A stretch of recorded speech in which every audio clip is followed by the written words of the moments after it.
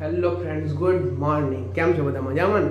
ચલો, આજે આપણે ધોરણ 10 ની અંદર ગણિત વાસ્તવિક સંખ્યા વિશેનો અભ્યાસ કર્યો. તો અગાઉ આપણે ધોરણ 9 ની અંદર જોઈ ગયા કે વાસ્તવિક સંખ્યા એટલે કેવું છે. વાસ્તવિક સંખ્યા એટલે કે જેમાં સમય સંખ્યા અને અસમય સંખ્યા બંને જોવા મળે એને શું તરીકે ઓળખાય? અને વાસ્તવિક સંખ્યા તરીકે ઓળખવામાં આવે છે. તો આ પ્રકરણની અંદર ખાસ અમુક ટોપિક છે, જેવું છે લઘુત્તમ સામાન્ય અવયવ છે, ગુરુત્તમ સામાન્ય અવયવ છે, સમય સંખ્યા છે, અસમય સંખ્યા છે. એનો આપણે થોડીક માહિતી પ્રાપ્ત કરીશું, થોડો એનો અભ્યાસ કરીશું. તો સૌથી પહેલા વાત કરીએ લઘુત્તમ સામાન્ય અવયવ, લસાઅ. તો લસાનું ફૂલ ફોર્મ શું થશે? મતલબ આખું નામ શું થશે? લઘુત્તમ સામાન્ય અવયવ. ખાસ યાદ રાખો, અવયવ નહીં. બોલવામાં મોસ્ટ મિસ્ટેક થઈ ગઈ. લસા એટલે કે લઘુત્તમ સામાન્ય અવયવી. અવયવી ખાસ યાદ રાખજો. એવી જ રીતે ગુરુત્તમ સામાન્ય અવયવ, એવી રીતે શું આવશે? ગુસા. તો ગુસાની અંદર શું આવે? ગુરુત્તમ સામાન્ય અવયવ. બરાબર. લઘુત્તમ સામાન્ય અવયવી અને ગુરુત્તમ સામાન્ય અવયવ. આને ઇંગ્લિશની અંદર આવી રીતે પણ લખાય, LCM, least common multiple. Ready? આને આપણે ગુસાને કહેવાય છે હાઈ કોમન ફેક્ટર અથવા તો ગ્રેટ કોમન ફેક્ટર મલ્ટીપલ. બરાબર છે? ગ્રેટ કોમન મલ્ટીપલ મતલબ કે ગુસા ગુરુત્તમ સામાન્ય અવયવ. તો આ બંને કેવા શું માંગે છે એક ખાસ સમજીએ. તો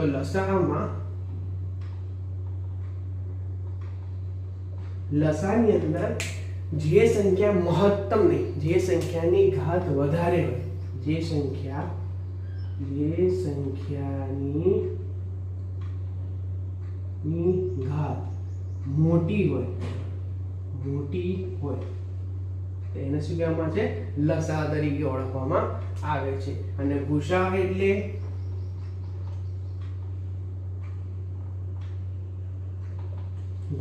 કે જે સંખ્યાની ઘાત મોટી નહીં, પણ એ સંખ્યામાં મહત્તમ સંખ્યા હોય. જે સંખ્યામાં ઘાત મોટી નહીં પરંતુ સંખ્યા કેવી હોય? મોટી હોય.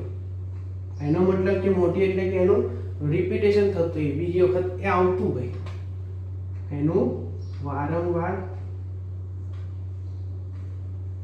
આવતી હોય, તેને શું કહેવામાં આવે છે? ગુસા તરીકે ઓળખવામાં આવે છે. એક ઉદાહરણ લઈએ.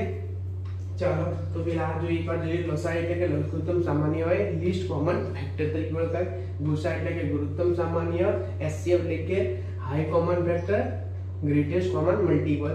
લસા એટલે કે સંખ્યાની ઘાત મોટી હોય. બરાબર. આપેલ સંખ્યાની અંદર જે સંખ્યાની ઘાત હોય મોટી હોય એને શું કહેવાય? લસા કહેવાય. અને ગુરુત્તમ સામાન્ય એટલે એની ઘાત મોટી એ નહીં જોવાનું આપણે. ઘાત સંખ્યાની અંદર જે ઘાત આપી હોય એ મોટી છે એ નથી જોવાનું, પણ એની અંદર જે રિપીટેશન થાય છે સૌથી નાની ઘાત જોવામાં આવે. ગુરુત્તમ સામાન્ય લખ્યું છે ગુરુત્તમ મોટી, પણ એ ગુરુત્તમ સામાન્ય નાની ઘાત જોવામાં આવે. ખાસ યાદ રાખજો, નાની ઘાત જોવામાં આવે. રેડી? બીજી એક વસ્તુ યાદ રાખવાનું છે કે બે સંખ્યાઓનો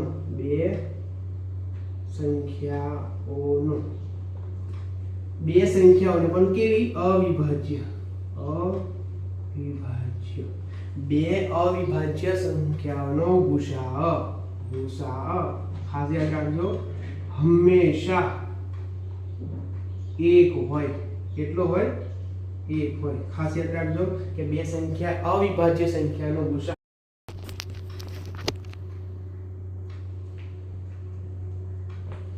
ઓકે ચલો તો આપણે એક સંખ્યા લઈએ અવયવીકરણ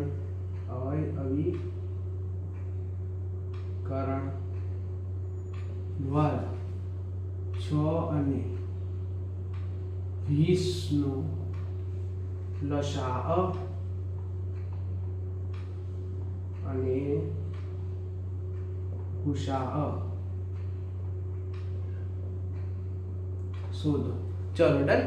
તો હવે આપણને આપી દીધું છે કે હવે કરવાનું છે 6 અને 20 નું અવયવ પાડવાના છે અને એના દ્વારા લસા અને ગુસા આપણે શોધવાનું છે. તો સૌથી પહેલા એક સૂત્ર આપ્યું છે એ પહેલા આપણે જોઈ લઈએ અને પછી અવયવ પાડીને જોઈ લઈએ. ચલો તો સૂત્ર શું હતું? a ગુણ્યા b છેદમાં ગુસા. બરાબર. તો ગુસા તો શોધવો તો પડશે. તો અહીંયા આગળ જોઈએ 6 અને 20 નો ગુસા આપણને કેટલો મળે છે? તો 2 મળે. બરાબર છે. તો આપણે બે રીતે કરીએ. તો એ કેટલી સંખ્યા છે? 6 ગુણ્યા 20 ડિવાઇડેડ બાય ગુસા કેટલો થઈ ગયો? 2 થઈ ગયો. તો 2 છંગ 12 એટલે કે 120 ના છેદમાં 2 થઈ ગયા. તો કેટલો થયો? લસા એનો 60 થઈ ગયો. બરાબર.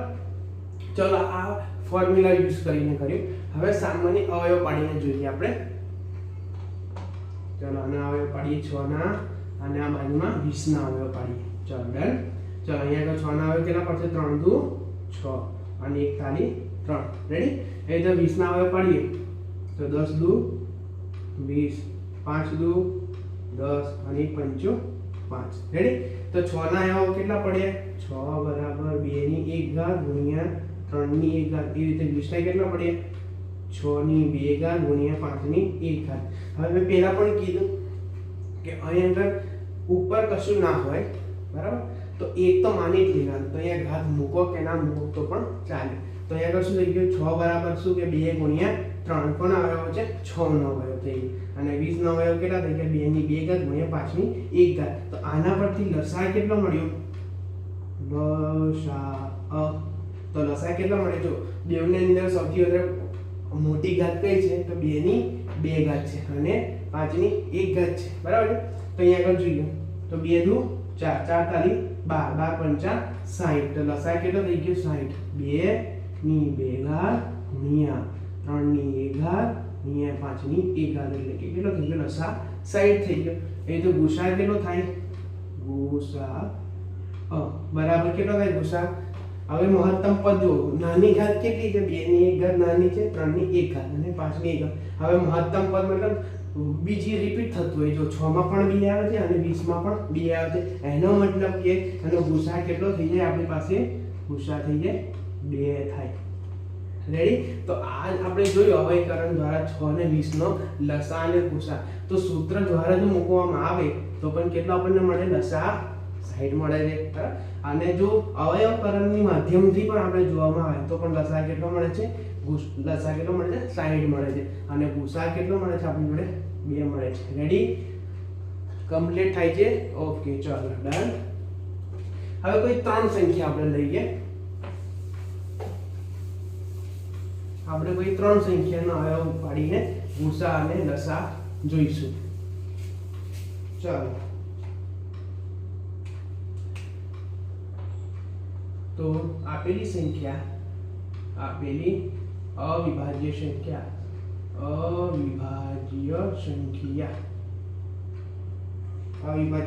તરીકે આપણે લઈએ 6 72 અને 120. 6 72 અને 120 નો લસાઅ અને ગુસા શોધીશું. રેડી. ચલો અવયવીકરણની રીત કરીએ આપણે. અહીંયા 6 મૂકીએ, અહીંયા આગળ આપણે 72 મૂકી દઈએ અને અહીંયા આગળ આપણે 120 મૂકી દઈએ. રેડી. ચલો આનો લસાઅ આપણે અવયવ પાડીએ તો 3 દુ 6 અને 1 તાલી 3. એવી રીતે 36 દુ 72, 18 દુ 36, 9 દુ 18, 3 તાલી 9, 1 તાલી 3. રેડી. એવી રીતે 120 નો કરીએ તો 6 દુ 12 મતલબ 60 દુ 120, 30 દુ 120. હવે બીજા વડે ભાગ ના ચાલે તો 3 વડે ચલાવવાનું. એ જો 2 વડે ભાગ ચાલશે 15 ના ઘડિયામાં આવશે ને 15 દુ 30. હવે ભાગ નહીં ચાલે 2 વડે એટલે 3 વડે લેવાનું 45 15 અને 5 5. રેડી? ચલો હવે અહીંયા લખી દઈએ 6 ના કેટલા થાય તો 6 આવે છે 6 બરાબર 2 ની 1 ઘાત ગુણ્યા 3 ની 1 ઘાત. એવી રીતે 72 માં કેટલા થાય 72 બરાબર 2 ની કેટલી ઘાત 1 2 અને 3 2 ની 3 ઘાત 2 ની 3 ઘાત ગુણ્યા 3 ની 2 ઘાત. એવી રીતે અહીંયા 120 ને કેટલા થાય આવ્યો 2 ની 1 2 3 2 ની 3 ઘાત ગુણ્યા 3 1 અને 5 ની 1 ઘાત. રેડી? તો હવે ચલો આનો ગુસા કેટલો થયો આપણે ગુસા ચેક કરીશું. ચલો કોમન શેમાં છે 2 2 2 કોમન છે. ચલો ડન 3 3 3 કોમન છે. ડન 5 તો એક જ વાર છે એક જ સંખ્યામાં એટલે લેવાના નહીં. તો કેટલા થઈ ગયા અહીંયા આગળ 2 છે અહીંયા 2 છે અહીંયા 2 છે અહીંયા 3 અને અહીંયા 3 તો 2 તાલી 6 તો 6 શું થઈ ગયો ગુસા થશે. રાઈટ? ચલો લસા જોઈ લઈએ. લસા કેટલો થાય છે મહત્તમ ઘાત કેટલી છે 2 ની 3 ઘાત. ચલો અહીંયા મૂકો 2 ની 3 ઘાત ગુણા 3 ની 2 ઘાત ગુણા 5 ની 1 ઘાત થશે. રેડી? તો 2 ગુણ કેટલી વખત છે 3 વખત 2 ગુણા 2 ગુણા 2 ગુણા 3 ગુણા 3 ગુણા 5 તો 2 દુ 4 દુ 8 8 તાલી 24 24 તાલી ચલો કરી દઈએ 4 તાલી 12 4 3 દુ 6 ને 7 72 72 ગુણ્યા 5 5 દુ 10 5 7 35 ને 36 તો લસા આપણને કેટલો મળી જાય એનો 360. યસ 360 થાય. રેડી? ખબર પડે છે? જો આપેલી અવિભાજ્ય સંખ્યાનો 6 72 અને 120 નો લસા અને ગુસા આપણે જોયું અવયવોના માધ્યમ દ્વારા. 6 નો લસા લઈ ગયા 6 ના અવયવ પાડીએ 3 દુ 6 41 3 રીતે 72 ના 36 દુ 72 18 દુ 36 9 દુ 18 3 તાલી 9 41 3 રીતે 120 ના 60 દુ 120 30 દુ 160 15 દુ 30 5 તાલી 15 1 5 5. રેડી? તો હવે 6 ના અવયવ મૂકી દીધા. 6 ની કેટલી વખત અવયવ પડે 6 ની 2 ગુણ્યા 3 72 ના 2 ની 3 ઘાત 3 ની 2 ઘાત 120 ના કેટલા 2 ની 3 ઘાત 3 ની 1 ઘાત અને 5 ની 1 ઘાત.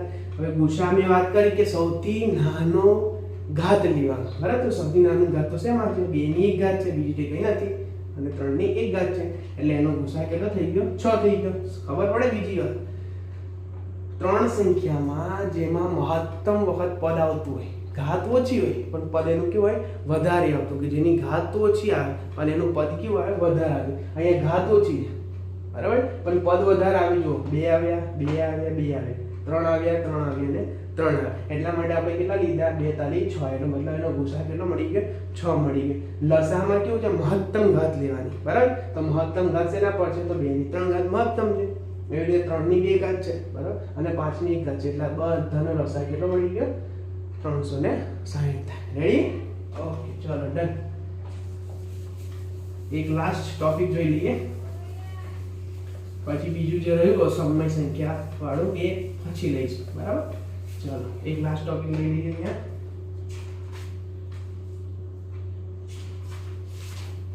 કોઈ ધન પૂર્ણાંક તમને એક દાખલો આપ્યો કોઈ ધન પૂર્ણાંક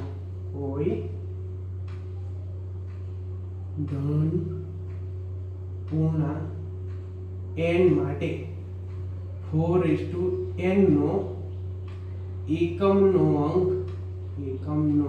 અંક શૂન્ય થશે કે નહીં એ સાબિત કરો. એક દાખલો આપણને આપેલો છે કે ભાઈ કોઈ પણ ધન પૂર્ણાંક n માટે 4:n નો એકમનો અંક શૂન્ય થશે કે નહીં તો સાબિત કરવાનું છે. તો આપણે ચાલો સાબિત કરી દઈએ. તો સૌથી પહેલા 4:n તો હવે 4 ના કેટલા અવયવ પડે 4 ને આપણે અવયવની રીતે પાડીએ તો કેટલા અવયવ પડે 2 ગુણ્યા 2. બરાબર? તો એકમનો અંક અહીંયા કેટલો આપે છે 2 આવે છે. રેડી? હવે એકમનો અંક જ્યારે શૂન્ય ક્યારે થાય જ્યારે એના અવયવની અંદર 2 અને 5 ફરજિયાતપણે આવવું જોઈએ. એના અવયવની અંદર શું આવે છે 2 અને ફરજિયાત આવવું જોઈએ. ખાસ સાંભળજો શું કહેવા માંગુ છું કે એકમનો અંક શૂન્ય ક્યારે થશે જ્યારે અવયવ 2 અને 5 એના આવવા જોઈએ. જો ઉદાહરણ તરીકે આપણે લઈએ 10 તો 10 નો અવયવ કઈ રીતે પડે 2 × 5. રેડી? તો એકમનો અંક શૂન્ય મળી ગયો. એ તો 20 લઈએ તો 10 દુ 20 10 દુ 20 મતલબ કે આનો અવયવ ડાયરેક્ટ પાડ્યો અને જગ્યાએ આવી રીતે કરીએ 5 દુ 10 10 દુ 20 મતલબ 2 અને 5 નો એનો સમાવેશ થઈ ગયો. રેડી? એવી રીતે 30 નો લઈએ તો 15 દુ 30 ડાયરેક્ટ નહીં લેવાનું, અવયવ નીચેથી ઉપર જાય. બરાબર છે? 3 × 5 5 × 2 એવી રીતે સરલિંગ 40 50 60 70 એવી રીતે મળે. મતલબ કે 2 અને 5 5 2 3 5 2 એનો મતલબ કે 2 અને 5 2 અને 5 2 અને 5 હંમેશા એ સંખ્યામાં આવવું જોઈએ. તો એકમનો અંક આપણને શું મળે? શૂન્ય મળે. ને તો મળે નહીં. અહીંયા આપણે જોઈએ 4 નો અવયવ પાડીએ, આપણે 4 નો અવયવ પાડીએ તો 4 ના અવયવોની અંદર તો શું આવશે 2 × 2. એનો મતલબ કે 5 તો આવતો નથી. 5 તો આવતો નથી. તો અહીંયા તમારે એવું લખવાનું, આ દાખલો તમને જ્યારે પૂછાય તમારે એવું લખવાનું કે 4n માં અવયવ 2 × 2 થાય છે,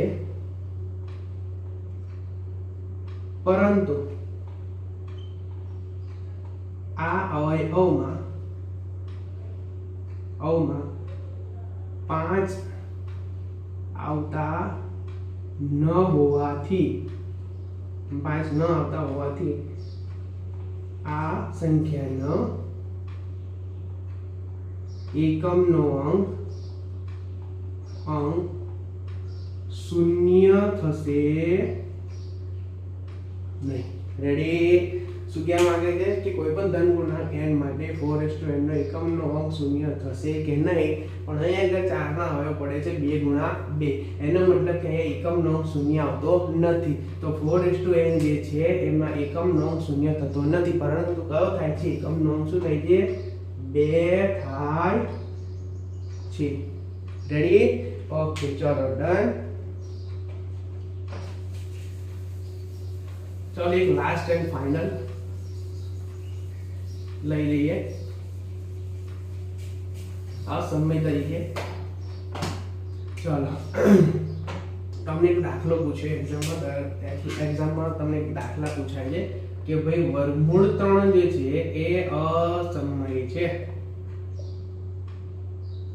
સાબિત કરો. આ દાખલો બધી પરીક્ષામાં પૂછાય છે કે વર્ગમૂળ 2 છે અસમય છે કે નહીં, આપણે સાબિત કરવાનું છે. તો કરી નાખીએ. ડન. ચલો તો વર્ગમૂળ 3 છે બરાબર. હવે અસમય તરીકે સમય સંખ્યા હવે આપણે ધારવાનું છે કે વર્ગમૂળ 3 જો સમય હોય તો સમય સંખ્યા હોય તો વર્ગમૂળ 3 જે છે એ અસમય સંખ્યા હોય તો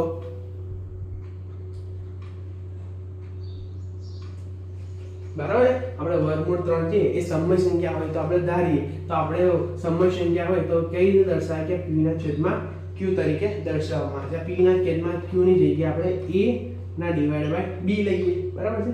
તો ચાલો જે વર્ગમૂળ 3 બરાબર a ના છેદમાં શું થઈ જશે? b થઈ જશે. b ને સૂત્રનો કરતા બનાવી દઈએ તો 3 નું વર્ગમૂળ હટી જાય. 3 નું વર્ગમૂળ હટી જાય એનો શું થઈ જાય? વર્ગ થઈ જાય.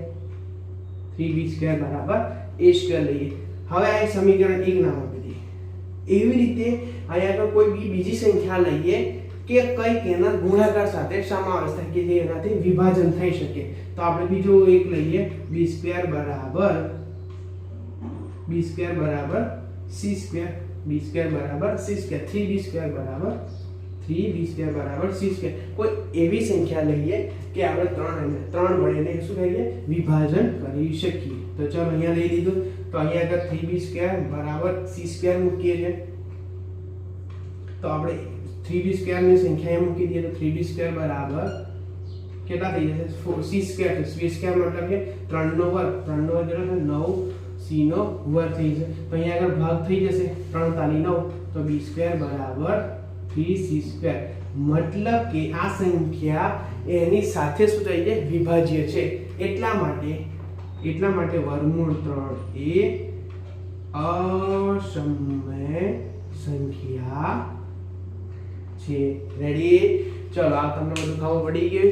જો તમને ખબર પડી ગઈ, ઓકે ડન, કે ભાઈ આપણે વાસ્તવિક સંખ્યા ભણી ગયા. વાસ્તવિક સંખ્યા એટલે શું છે કે તેમાં સમય અને સમય સંખ્યાનો શું થાય છે, સમય સંખ્યા અને સમય સંખ્યાનો સમાવેશ થાય છે, એને શું કહે છે વાસ્તવિક સંખ્યા તરીકે ઓળખવામાં આવે છે. જેમાં લસા પણ આવી ગયું, લઘુત્તમ સામાન્ય, ગુરુત્તમ સામાન્ય. લઘુત્તમ સામાન્ય જેનો ઘાત ઓછી હોય, બરાબર, ગુરુત્તમ સામાન્ય અવયવની અંદર જેની ઘાત હોય છે વધારે હોય છે, જેને ગુસા તરીકે ઓળખવામાં આવે છે. લસા ગુણ્યા ગુસા ભાગ્યા ગુસા જો કરીએ તો લસા આપણને મળી જાય. રેડી? તો ચલો, તમને આ વિડીયો ગમતો હોય તો શેર કરજો, લાઈક કરજો અને સબસ્ક્રાઈબ કરજો. Thank you so much.